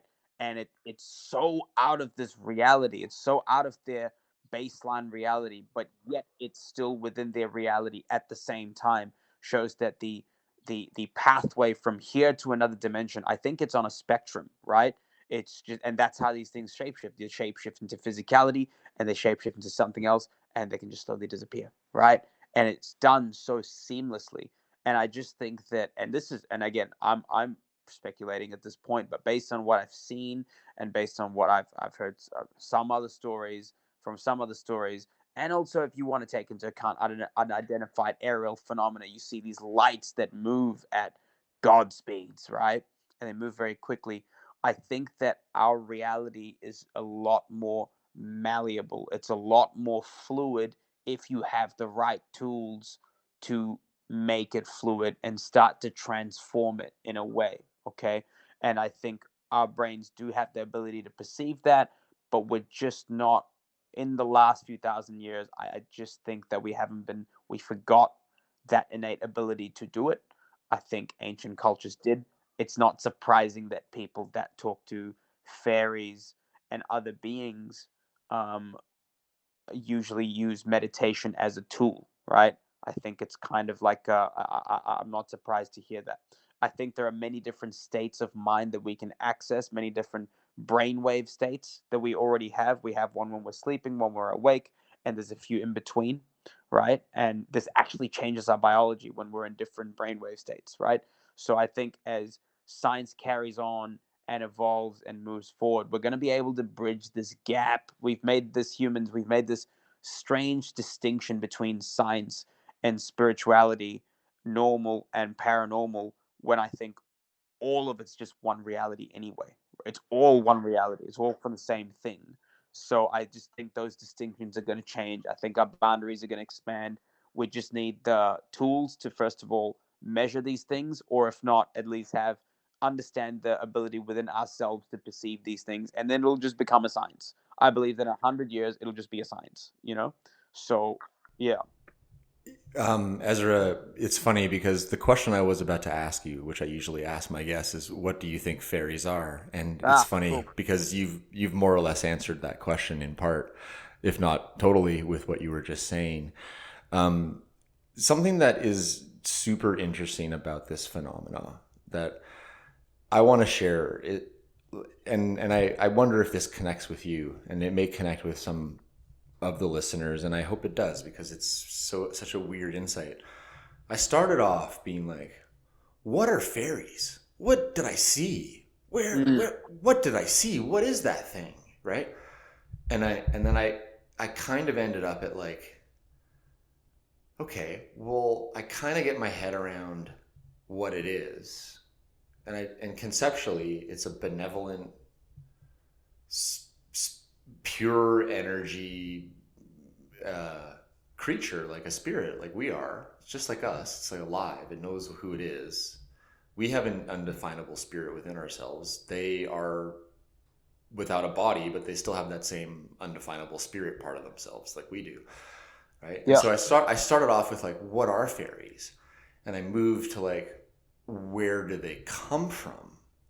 Which, as you so eloquently put out, is like an overlapping, very close to our skin dimension that's just right there. Like you could shake our hand. It feels like it's just like invisible, but right next to us somehow. I don't think when you go to another dimension, you travel any distance. I think you move a micrometer away. Yeah, like, yeah, for sure. You move a vibrational step up or down is probably the accurate statement. I think so. Mm-hmm. And so what I ended up going through was this weird cyclical set of questions. What are fairies? Where do they come from? And then ultimately ending at, what am I on Earth? Like, what is a human being? Yeah. What am I actually capable of doing? Do I have the ability to see through dimensions? Because that's really what the fairy was showing me, in effect. Mm-hmm. And it was initiating that view through its consciousness and through its desire to have that occur. But I was perceiving it with my faculties, my eyes, my ears, my nose. Like, it was my normal human stuff working. And so going back to some of your musings, and I actually think you're very on to the right course of information here. I think they're an interdimensional thing. And I think that science will eventually evolve to the point where our understanding of quantum physics or other areas of science like quantum physics prove both the habitat and the permanent, justification for understanding that these things exist. And with that comes so many questions about the nature of our own reality, the nature of ourselves. Seeing a fairy isn't seeing a fairy. It's an existential gift to the person. Yeah, exactly right. Mm-hmm. And we're seeing a reflection of ourselves, a part of ourselves that, in a way, we're really just discovering more of ourselves when we see this thing. When we see these things. And so I'm getting lots of goosebumps as we hit this moment in the conversation, which is really nice, because that only happens when something's really true in my experience and it's close to home. So, I think we've both have sort of said what we think fairies are without that question really being asked as part of the interview like I normally do it. And I'm happy with that because, that's something that I want the audience to hear from a guest is, what do they think what they saw is? And I'm, again, just sort of reminded of our like kindredness in what we've seen and how it's affected us and how we're thinking about it. And, it's interesting because some people I talk to don't have exactly the same takeaway, but it's remarkable how I might talk to like an older woman from the UK or, a woman in her 50s who's Black from the inner city of New York, or you with a South Asian background, or this guy from Argentina. And all of us are equally perplexed and mystified by the degree of just mind-blowing qualities to what we've experienced. Totally. And that is really saying something, that across all these cultures, across all these informed perspectives, so everyone's going to have their own, biases that are coming to these experiences, but you can pull all that stuff aside and get to the truth of some of these things. Like, fairies can read our minds and thoughts and intention. Yep. Fairies can shapeshift. Fairies are deeply associated with nature. And I'll leave you with this final thought, which I've been holding on to share with you pretty much this entire time. We've all been 15 or 16, whether you're a guy or a girl. You know that excitement of kind of getting some alone time with a member of the opposite sex or the same sex, whatever you're into, right? Sure. Just that feeling of being alone. Yeah. It's exciting. It's kind of titillating. Everything is heightened. You're looking at her skin, you're smelling her hair, the eye contact. You're like nervous about how am I going to make this move, right? Yeah, totally. My event, I was like, I'm an adult, but it was pretty much the same. I was super into the person I was with at the time. Right. Yeah. We were like as much as two adults with responsibilities and shit hanging over us can do, really in our moment, super much kissing. Her legs were draped over me. We were half a bottle into like wine, just having the best time on my big boat. There is a similarity there where I think the final thing I'll leave you with is fairies like people. They know because they have an oral history at the very least, if not a telekinetic history, right? Yeah. With each other. They know there's a time when human beings treated them better.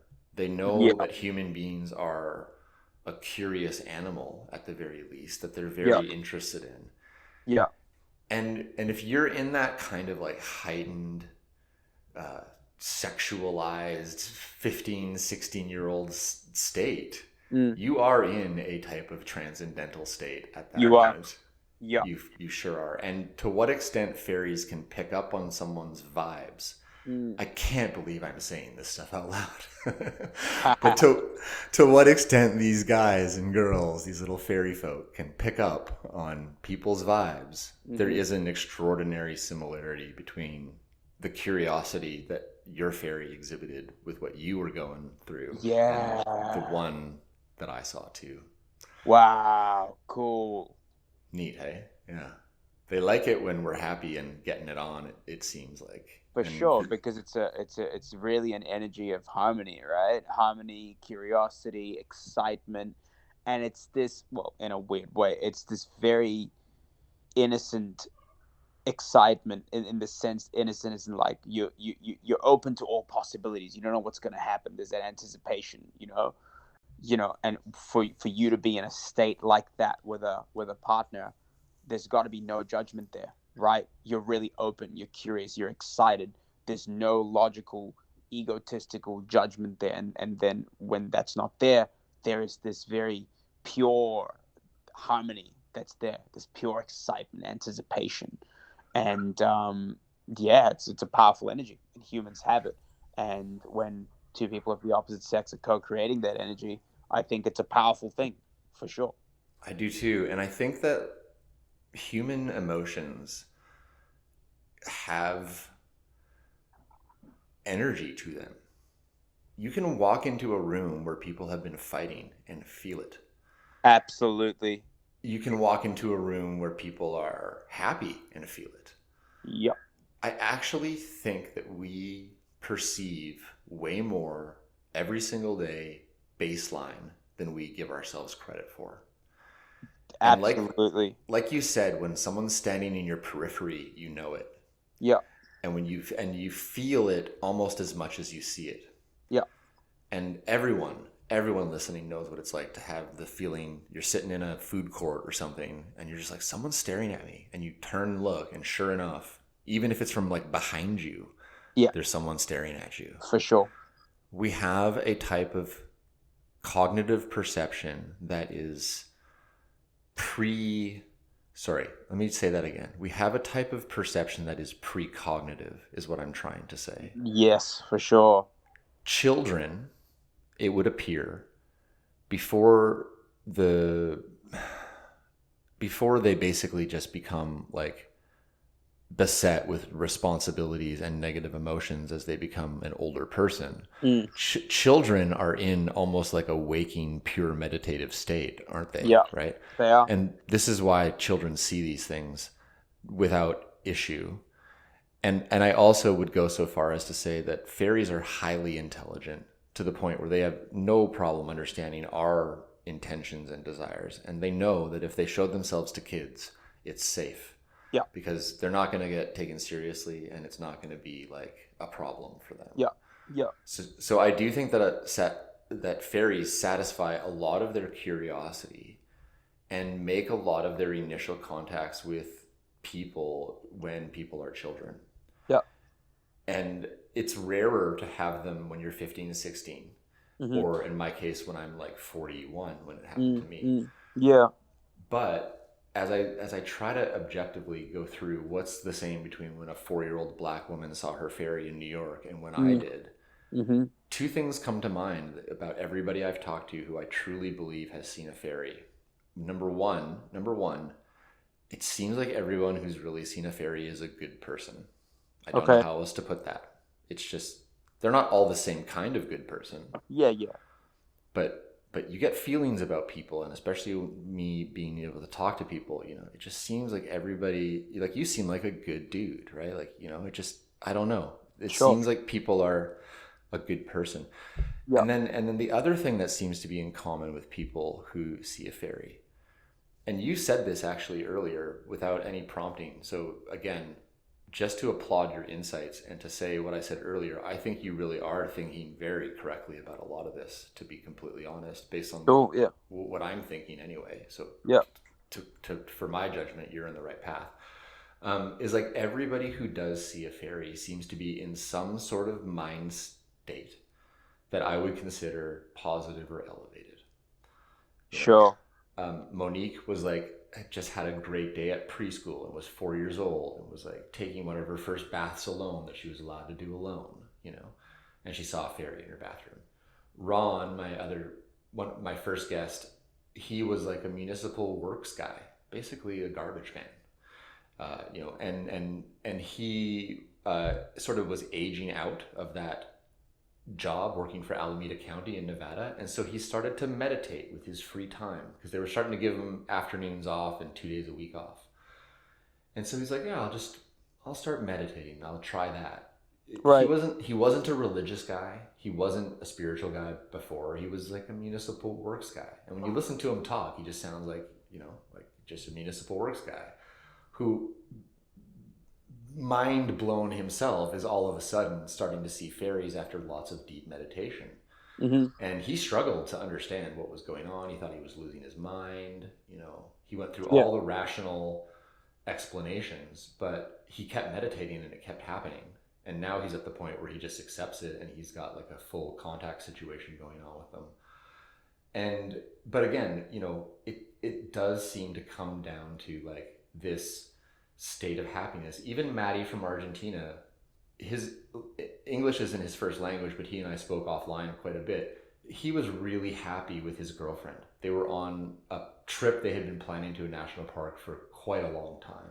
Sure. And so there he was, like, you know, doing something he'd been daydreaming about forever with the woman he loved, and, you know, having a campfire, getting ready to make some yerba mate.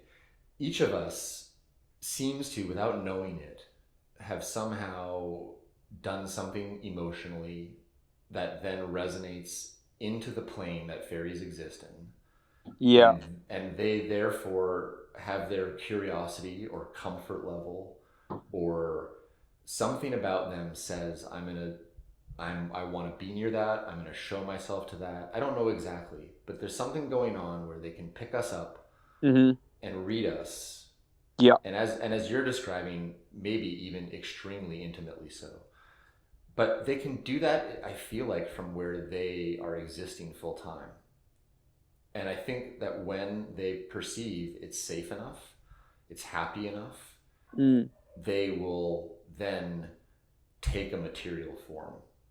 So to be clear, they're everywhere all the time. There's probably dozens of them in the room with each of us while we're talking. I think so too. Yeah. But they show up in a way that we can see them. Right. Almost like a reward or a treat when they feel. And even Eileen, who saw the Cottingley fairies, says it too. She's like, when I was 8 years old and playing down in the creek, I was just in my own little happy wonderland. And it's just really interesting, you know. I don't think there's a recipe that I can say to the audience, here's, you know, 2 cups of chocolate chips and mix in some butter and flour, and you're going to have cookies. When I say that, I just mean like I don't think there's one set of things that can be done that's going to produce a fairy sighting. Sure. Yep. But if the audience is asking, how do I see a fairy? Well, here are some pointers. Be a good person. Yeah. Be genuine in your emotions and your experiences. Like, be present for them. Yeah. You know, and be outside. Love nature. Take an interest in the natural world, because they are the protectors of that natural world. It would appear. Yep. And they like you. And if all that happens, and you know the stars align, I guess you might just see a fairy. And being a and also you're probably looking at them all the time. Sure. They're probably shape-shifting as little things that you think is just another chickadee or another butterfly. Yeah, exactly. Or if you're in a bush, or if you're in a natural setting, you might be looking at one right in front of you that's camouflaging. I truly believe this. And you never know. You know, I think that's a truly fantastic note to actually end this interview. And you know, Ezra, if I could say again, just as I let you go here, you've been so gracious with your time. The details of your story are fascinating. The opportunity to pick it apart with you moment by moment, and then additionally just to get into these insights and, you know, intuitions and speculations, it's so healthy for a person like me who's seen a fairy to have the opportunity to do that. I hope that I'm able to provide you with a similar feeling of support and health, and, you know, just that you're being heard. I really believe what you're telling me, and I think that, you know, this is probably one of the more detail-rich and extremely fascinating encounters I've had. So for that reason, amazing, man. Yeah, and so for that reason, on behalf of all of our human and non-human listeners tuning in tonight to Fascinating Fae, just a massive big thanks to Ezra tonight for taking the time to share this deeply detailed, rich, personal experience from about, getting close to 20 years ago almost, isn't it? 19 years. Yeah. Yeah, it's 19 years ago, I believe, 2024.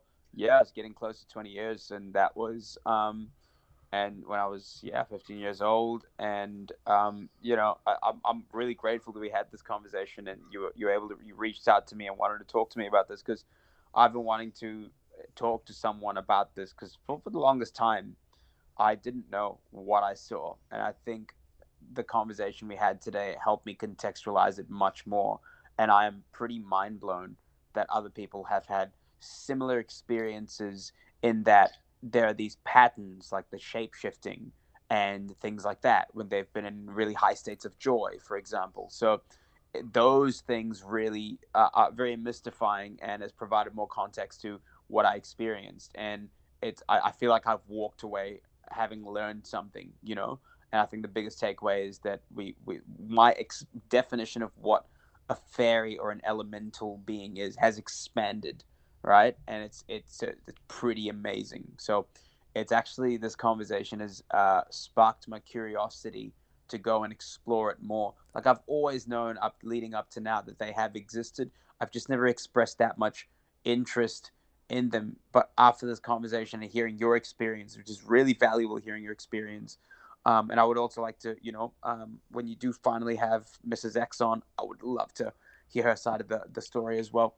But it's really reminded me that they're actually all around us, right? These elementals. And I would like to, because I do meditate once every few days. I do meditate. I would actually like to connect with them and see if I can push the boundaries of my perception of reality a little bit further. I want to see where it can go. So hearing your story and hearing snippets of other people's stories has been very inspiring and very motivating for me to go out there and explore, you know, because I love nature, being around nature. So let's see. Let's see what it brings. Ezra, again, you're such a gracious communicator, and your choice of words, your enthusiasm for how you communicate is extremely welcome. And I'm right there with you. Like, this is such a wildly fascinating thing to just be like, whoa, I live on a planet with fairies. Like, what does that even mean? Holy. It never stops being interesting. And, I think I just want to say, like, right back to you, your description has been so detailed rich that it has also expanded my understanding of what a fairy is. So in as much as I'm able to help reflect other people's experiences back to you and point out patterns, you have also expanded my own understanding of this subject matter. Amazing. Which is true of every guest that I bring on, and especially true of your encounter. And I'm sure that the audience listening is going to feel the same way. And so without further ado, out of respect for your time, out of respect for the audience's time, a super big thanks again to Ezra for coming on the Fascinating Fae podcast. Just a reminder for the audience listening tonight, if you've had an encounter and you'd like to come on the show, shoot me an email. It's encounters@fascinatingfae.com. Fascinating Fae is a passion project. I don't monetize this podcast. There's nothing for sale. But if you did want to pop by the fascinatingfae.com website, I will do things like put the drawings that Ezra has made up there. You can also see some links to things that I refer to if it's talking about quantum physics and stuff like that. So a little bit more information to help you enjoy this podcast at fascinatingfae.com. Ezra, again, thank you so much for being here. I really appreciate it. Again, just thank you so much. I really appreciate it. No problem.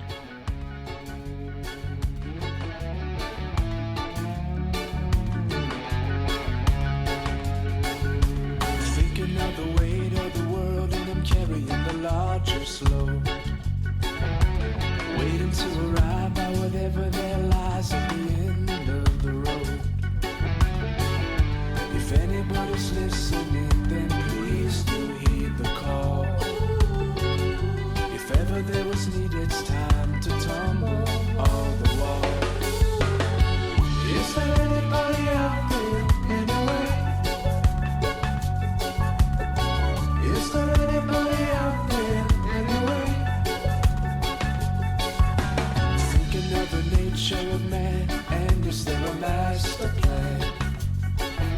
100 million dead by another man's hand, and still the bombs aren't banned. And you can feel the thunder of the babies when they grow. And you can see their halos when they walk into the room. Is there anybody out there anyway? Is there anybody out there anyway?